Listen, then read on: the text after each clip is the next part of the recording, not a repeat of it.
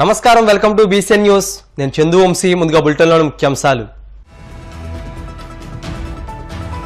Agent చేతిలో మోసపోయిన కోనసీమ జిల్లా వాసి స్వదేశానికి తీసుకొస్తానంటూ మంత్రి నారా లోకేష్ హామీ.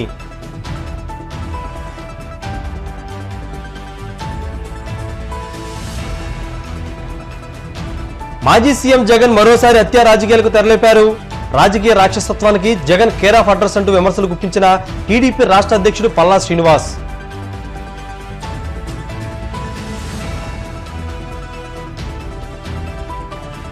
నిరుద్యోగ యువత జీవనోపాధికి ప్రభుత్వం తీసుకుంటున్న చర్యలను ప్రతి ఒక్కరూ సద్వినియోగించుకోవాలి. కడప ఎమ్మెల్యే మాధవిరెడ్డి సూచనలు.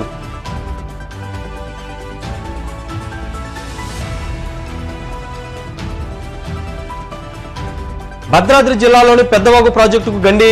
తెలుగు రాష్ట్రాల్లో ముంపుకు గురైన 20 గ్రామాలు. కోనసీమ జిల్లా అంబాజీపేట మండలం ఇసుకపూడికి చెందిన సరెళ్ల వీరేంద్ర కుమార్ ఉపాధి కోసం ఏజెంట్ మాటలు నమ్మి ఖత్తర్ వెళ్లాడు. ఖత్తర్లో మంచి ఉద్యోగం ఉందని చెప్పడంతో వీరేంద్ర కుమార్ వీసా కోసం ఏజెంట్కు 1,70,000 చెల్లించాడు. ఈ నెల 10న వీరేంద్ర ఖత్తర్ చేరుకున్నాడు. అక్కడ నుంచి ఓ వ్యక్తి 11వ తేదీన సౌదీ అరేబియా ఎడారి ప్రాంతంలోకి తీసుకెళ్లి వదిలేశాడు. దీంతో తాను మోసపోయానని వీరేంద్ర గుర్తించాడు. చివరికి తన దగ్గర ఉన్న ఫోన్లో వీడియో తీసి తన కుటుంబ సభ్యులకు పంపించాడు. దీనిని మిత్రుల సహాయంతో ఎక్స్లో పోస్ట్ చేయడంతో ఈ వీడియో చూసిన ఏపీ ఐటీ శాఖ మంత్రి నారా లోకేష్ తక్షణమే స్పందించారు. ధైర్యంగా ఉండాలని, వీరేంద్రను స్వదేశానికి తీసుకొచ్చే బాధ్యత తనదంటూ భరోసా ఇచ్చారు. నా పేరు సరెళ్ల వీరేంద్ర కుమార్ అండి. నేను ఒక ఏజెంట్ ఖత్తర్ అని చెప్పి ఖత్తర్ తీసుకొచ్చి అక్కడి నుంచి సౌదీ అరేబియా తీసుకొచ్చేసారండి ఎడారిలోకి. నేను ఈ నెల 10వ తారీఖున వచ్చానండి ఖత్తరు. అక్కడి నుంచి 11వ తారీఖున సాయంకాలం నన్ను సౌదీ అరేబియా ఎడారిలోకి తీసుకొచ్చేసారండి. అక్కడ ఆ బాబా నన్ను 4 రోజులు ఉంచుకుని సౌదీ అరేబియాలో ఇంకా చాలా దూరంలో తీసుకొచ్చి పడేయారండి ఎడారిలోని. నాకు 11వ తారీఖు నుంచి ఇప్పుడు వరకు నాకు ఆరోగ్యం ఏం బాగోలేదండి. రక్తంతో వాంతులు అయిపోతున్నాయి, ముక్కులంటే రక్తం వచ్చేస్తుందండి. ఇప్పుడు వరకు బాత్రూమ్కి వెళ్ళలేదండి. నేను బాత్రూమ్ రావట్లేదండి. చాలా ఇబ్బందులు ఎదుర్కొన్నానండి. ఎవరైనా పెద్ద మనిషితో నాకు సాయం చేయండి. నన్ను ఈ నరకం నుంచి నన్ను కొంచెం బయటపడండి.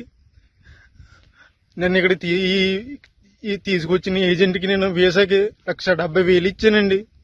1,70,000 అప్పు చేసి ఇచ్చామండి. నేను మా కుటుంబ సభ్యులందరూ.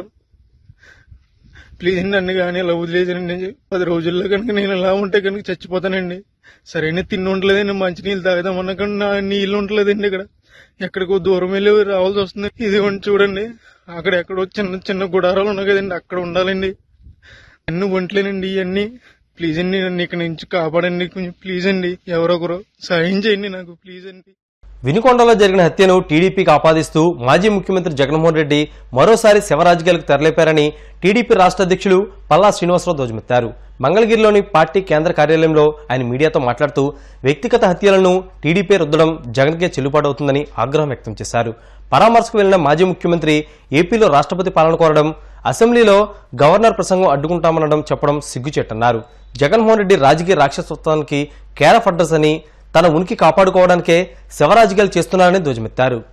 ఏదైతే వినుకొండలో జరిగినటువంటి హత్యా బాధితుడి దగ్గరికి వైఎస్ జగన్మోహన్ రెడ్డి గారు వెళ్లి మరొకసారి శవ రాజకీయాలంటే ఏంటో నేడు మరోసారి నిరూపించినటువంటి జగన్మోహన్ రెడ్డి గారికి మేము తెలియజేసేది ఒకటే. తెలుగుదేశం పార్టీ ఎప్పుడు కూడా హత్యా రాజకీయాల్లో గడిచిన 40 సంవత్సరాలుగా ఏ రోజు కూడా లేదన్న సంగతి మీరు గమనించాలని చెప్పి ఈ సందర్భంగా తెలియజేస్తున్నాం.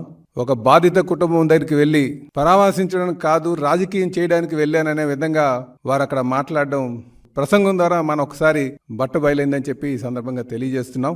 ఎందుకంటే జరిగిన సంఘటన దగ్గరికి వెళ్ళి రేపు మేము అసెంబ్లీలో జరిగినటువంటి గవర్నర్ ప్రసంగాన్ని ఆపుతాం, అలాగే ఢిల్లీలోకి వెళ్ళి మేము ధర్నాలు చేస్తాం అంటే ఇది దేనికి సంకేతం ఒకసారి మీరు సమాధానం చెప్పాలని చెప్పి మేము తెలియజేస్తున్నాం.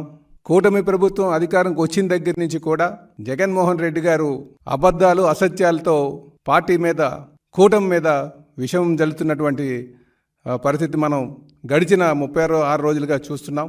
తెలుగుదేశం పార్టీ మీద మొదటి నుంచి కూడా ఏదో విధంగా అసత్య ప్రచారాలు, ఇద్దరు వ్యక్తుల మధ్య జరిగినటువంటి గొడవని తెలుగుదేశానికి ముడేయడం చాలా దారుణం అని చెప్పి ఈ సందర్భంగా తెలియజేస్తూ, ప్రతిదీ కూడా వ్యక్తిగత కక్షల్లో హత్య జరిగితే రాష్ట్రపతి పాలన కావాలని చెప్పడం, లేకపోతే కూటమి ప్రభుత్వం విషం చల్లడం, దొరికినప్పుడల్లా జరిగిన 36 రోజుల్లోనే వీరు ఎప్పటికప్పుడు ప్రభుత్వం కేవలం హత్యలు చేయడానికే అధికారంకి వచ్చిందన్న విధంగా మీరు ప్రచారం చేయడం చాలా దారుణం అని చెప్పి ఈ సందర్భంగా తెలియజేస్తూ ఈరోజు ప్రజలందరూ కూడా వీళ్ళు ఒక తీరును కానీ చూస్తే, జగన్మోహన్ రెడ్డి గారు ఒక తీరును చూస్తే, నిన్న మొన్న జరిగినటువంటి సంఘటన ఏదైతే ఆ గిరిజన మహిళకు సంబంధించి విజయసాయిరెడ్డి గారితో ఏదైతే ఆయన వంచన చేశారనే విషయాన్ని డైవర్ట్ చేసి మళ్ళీ ఈ విషయాన్ని బయటకు తీసుకొస్తున్నారేమో అనే విధంగా ఉందన్న సంగతి మేము తెలియజేస్తున్నాం. తెలుగుదేశం పార్టీ కీర్తిశేషులు నందమూరి తారక రామారావు గారు స్థాపించిన దగ్గర నుంచి కూడా నేటి వరకు కూడా ఏ రోజు కూడా హత్యా రాజకీయాల్లో లేదన్న సంగతి మీరు తెలుసుకోవాలని చెప్పి ఈ సందర్భంగా తెలియజేస్తున్నాం. ఈ అసత్యాల్లో భాగంగా తెలుగుదేశం పార్టీ అధికారంకి వచ్చిన తర్వాత వీళ్ళు ఏ విధంగా వైసీపీ నాయకులు కావచ్చు, లేకపోతే జగన్మోహన్ రెడ్డి గారు కావచ్చు, ఏదైతే టీటీడీలో ఉన్నటువంటి వాటాని తెలంగాణకి ఇచ్చేశారని చెప్పడం, సుమారు 15 మంది కమ్మ వాళ్ళకు మంత్రి పదవులు ఇచ్చారని చెప్పడం, అదే కాకుండా ఇంగ్లీష్ మీడియం తీసి తెలుగు మీడియం పెట్టారని చెప్పడం, అంటే ఏదో విధంగా తెలుగుదేశం పార్టీ మీద అసత్యాలు అబద్ధాలు చెప్పి ఒక ఫేక్ పర్సన్గా జగన్మోహన్ రెడ్డి గారు నడుస్తున్నటువంటి తీరు మీరు గమనించాలని చెప్పి ఈ సందర్భంగా తెలియజేస్తున్నాం. జగన్మోహన్ రెడ్డి గారు నిజంగా చెప్పాలంటే గడిచిన 5 సంవత్సరాలు వారు ఏదైతే ఈ హత్యా రాజకీయాలు చేశారో, అంటే జగన్మోహన్ రెడ్డి గారు రాజకీయ రాక్షసత్వానికి మరి కేర్ ఆఫ్ అడ్రస్ ఎవరు ఉన్నారంటే అది జగన్మోహన్ రెడ్డి అని చెప్పి మేము తెలియజేస్తున్నాం. గడిచిన 5 సంవత్సరాలుగా ఆయన హత్యా రాజకీయాలతో పాలన సాగించారు కనుకనే దాని ఛాయలే ఇప్పుడు ఈ సంఘటనలు అని చెప్పి మేము తెలియజేస్తున్నాం. చెప్పాలి అంటే ఆయన రషీద్ హత్యకి జిలానీ కారణం అన్నారు. ప్రజలందరూ కూడా గమనించాలి, వీళ్ళిద్దరికీ కూడా సంవత్సరం నుంచే ఆ గొడవలు ఉన్నాయన్న సంగతి తెలుసుకోవాలి. ఎందుకంటే ఆ గొడవ వాళ్ళిద్దరి మధ్యనటువంటి వ్యక్తిగత గొడవల్ని ఆ రోజు ఉన్నటువంటి ఎమ్మెల్యే గారు బోళ్ళ బ్రహ్మనాయుడు గారు ఆయన దగ్గర గత 1 సంవత్సరం క్రితమే ఒక పంచాయతీ జరిగింది. ఆ పంచాయతీని వాళ్ళు సెటిల్ చేయకుండా రషీద్ వైపే వాళ్ళు ఉన్నారన్న సంగతి, ఆ కోపాన్ని పెంచుకునే వారు హత్యలు చేశారు తప్ప హత్య చేసుకున్నారన్న సంగతి అందరికీ తెలిసిందే. కాకపోతే జగన్మోహన్ రెడ్డి గారు కేవలం రాజకీయ లబ్ధి కోసం ఇది తెలుగుదేశం పార్టీ మీద నెట్టుతున్నారన్న సంగతి మరి గమనించాలని చెప్పి ఈ సందర్భంగా తెలియజేస్తున్నాం. ఇప్పటికే జగన్మోహన్ రెడ్డి గారు ఆయన ఒక తీరును ప్రజలందరూ కూడా గమనించారు కనుకనే వాడిని ఇంటికి పంపించారు. మళ్ళీ ఆయన ఎన్ని చెప్పినా నమ్మేటువంటి పరిస్థితిలో ఇక్కడ ఆంధ్ర ప్రజానికం లేరని చెప్పి కూడా మేము తెలియజేస్తున్నాం. ముస్లిం సోదరులకి ఎప్పుడు కూడా తెలుగుదేశం పార్టీ అండగానే ఉంది. గడిచిన 5 సంవత్సరాలుగా ముస్లిం సోదరులపైన ఎక్కువగా హత్యలు జరిగావంటే అది వైసీపీ పాలన జరిగిందన్న సంగతి మరి అందరూ తెలిసినటువంటి విషయమే. అబ్దుల్ సలాం గారు అన్న వ్యక్తి వైసీపీ నాయకులు చేసినటువంటి దౌర్జన్యాల వల్ల వాళ్ళు కుటుంబ సమేతంగా వాళ్ళు ఆత్మహత్య చేసుకున్నటువంటి పరిస్థితి. కనుక మేము ఒకటే తెలియజేస్తున్నాం, తెలుగుదేశం పార్టీ ఎప్పుడు కూడా ముస్లిం సోదరులకి అండగా ఉన్నటువంటి పరిస్థితిలో ఉన్నది. వాళ్ళకి రాజకీయంగా బలోపేతం చేయడం కానీ, వాళ్ళ సంక్షేమం చేయడం కానీ తెలుగుదేశం పార్టీతోనే సాధ్యపడుతుందన్న సంగతి అందరూ కూడా గమనిస్తున్నారు. ఈరోజు జగన్మోహన్ రెడ్డి గారు కేవలం ఆయన ఉనికిని కాపాడుకోవడానికి శవ రాజకీయాలు చేస్తున్నారు, అంతేగాని ఇదేది ప్రజలకి నమ్మబుచ్చడానికి ట్రై చేస్తున్నారు. కనుక మేము తెలియజేసేది ఒకటే, ఎప్పుడు కూడా తెలుగుదేశం పార్టీ ఏ హత్య రాజకీయాల్లో ఉండదన్న సంగతి మేము తెలియజేస్తూ, నిరుద్యోగ యువత జీవనోపాధికి ప్రభుత్వం తీసుకుంటున్న చర్యలను ప్రతి ఒక్కరూ సద్వినియోగం చేసుకోవాలని కడప ఎమ్మెల్యే మాధవిరెడ్డి పిలుపునిచ్చారు. కడపలోని ట్రైనింగ్ సెంటర్లో కేంద్ర ప్రభుత్వ సహకారంతో వివిధ అంశాల్లో శిక్షణ పూర్తి చేసుకున్న అభ్యర్థులకు సర్టిఫికెట్లు ప్రదానం చేశారు. ఈ కార్యక్రమానికి ముఖ్య అతిథిగా వచ్చేసిన ఎమ్మెల్యే మాధవిరెడ్డి మాట్లాడుతూ, ప్రధానమంత్రి విశ్వకర్మ ప్రోగ్రాం ద్వారా నిరుద్యోగులకు వివిధ అంశాల్లో వృత్తి శిక్షణ ఇవ్వడం జరుగుతోందన్నారు. వివిధ వృత్తులకు సంబంధించి శిక్షణ పొందాలనుకునే వారు ఈ కేంద్రం అందిస్తున్న సేవలను సద్వినియోగం చేసుకోవాలని ఆమె సూచించారు.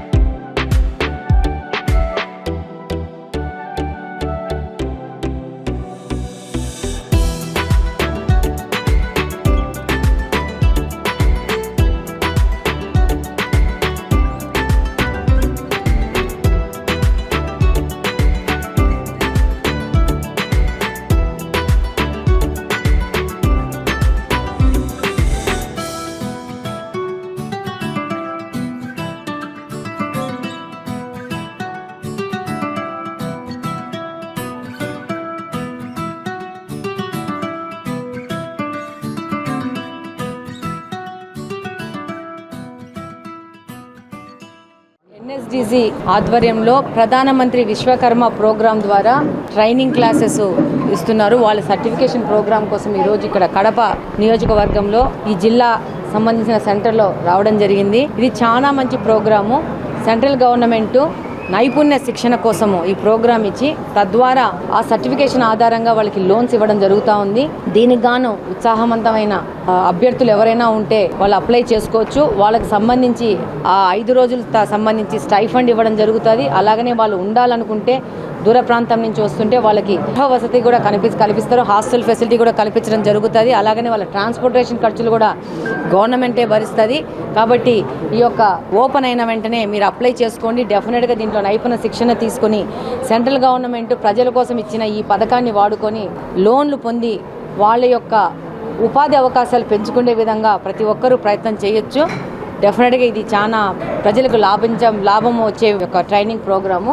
సో కాబట్టి అందరూ ఉపయోగించుకోవాలని కోరుకుంటున్నాం. డెఫినెట్గా విశ్వకర్మ ద్వారా కార్పెంటరీ కానీ, దోబీ సంబంధం కానీ, అలాగనే గోల్డ్ స్మిత్ కానీ, సూయింగ్ కానీ, కుట్టు మిషన్ల సంబంధించి కానీ, భవన నిర్మాణం సంబంధించి ట్రైనింగ్ ప్రోగ్రాం కానీ, అలాగనే గార్లెండ్ పూల మాలలు కట్టే దాంట్లో కూడా ట్రైనింగ్ ప్రోగ్రాము, మంగళ వాళ్ళకి బార్బర్ కటింగ్ విషయంలో కూడా వాళ్ళకి నైపుణ్య ప్రోగ్రాము. దీని సంబంధంగా వాళ్ళకి 15,000 టూల్ కిట్ కూడా ఇవ్వడం జరుగుతుంది సెంట్రల్ గవర్నమెంట్. ఇది చాలా మంచి పథకము. డెఫినెట్గా మేము కూడా మిగతా ఎవరైనా మనల్ని అప్రోచ్ అయిన వాళ్ళకి గైడ్ చేసి ఇక్కడికి పంపించి వాళ్ళు కూడా ఈ విధంగా ట్రైనింగ్ ప్రోగ్రామ్ తీసుకొని వాళ్ళ స్కిల్ డెవలప్మెంట్ చేసుకునే విధంగా, అలాగనే వాళ్ళకి స్కిల్ డెవలప్మెంట్ తర్వాత ఈ సర్టిఫికేట్ వచ్చినాక వాళ్ళకి ఆర్థిక సాయం కూడా ప్రభుత్వం ఇస్తుంది. కాబట్టి డెఫినెట్గా వాళ్ళు దాన్ని ఉపయోగించుకోవాలని కోరుకుంటున్నాం. డెఫినెట్ ఇదైతే సెంట్రల్ గవర్నమెంట్ దగ్గర నుంచి వస్తుందండి. మీకు అందరికీ తెలుసు స్టేట్ గవర్నమెంట్ కూడా స్కిల్ డెవలప్మెంట్ ప్రోగ్రామ్స్ చేస్తుంది. దాని ద్వారా మనకు ఆల్రెడీ 14 నుంచి 19 వరకు చంద్రబాబు నాయుడు గారు స్కిల్ డెవలప్మెంట్ ప్రోగ్రామ్ ద్వారా ఎంతో మందికి సాఫ్ట్వేర్ సంబంధించి కానీ, మెకానికల్ సంబంధించి కానీ వాళ్ళకి ట్రైనింగ్ ప్రోగ్రామ్స్ ఇచ్చేసి బయట కంపెనీల నుంచి క్యాంపస్ సెలక్షన్స్ అయ్యేసి మన దేశంలోనే కాదు అవుట్ ఆఫ్ ద కంట్రీ కూడా సెలక్షన్ అయ్యే విధంగా మనం చేసాం. 14 నుంచి 19 వరకు మళ్ళీ ఆ ప్రోగ్రామ్ని రీస్టార్ట్ చేయడం జరుగుతుంది. అంతకంటే మెరుగ్గా ఆ ప్రోగ్రామ్ని ముందుకు తీసుకొచ్చేసి నిరుద్యోగ యువతకు భరోసాగా ప్రభుత్వం పనిచేస్తుందని తెలియజేస్తున్నాను. అలాగనే మన యొక్క తెలుగుదేశం ప్రభుత్వం మేనిఫెస్టోలో ఉంది. మీ అందరికీ తెలుసు 20,000 ఉద్యోగ కల్పన దిశగా ముందుకు పోతున్నారు.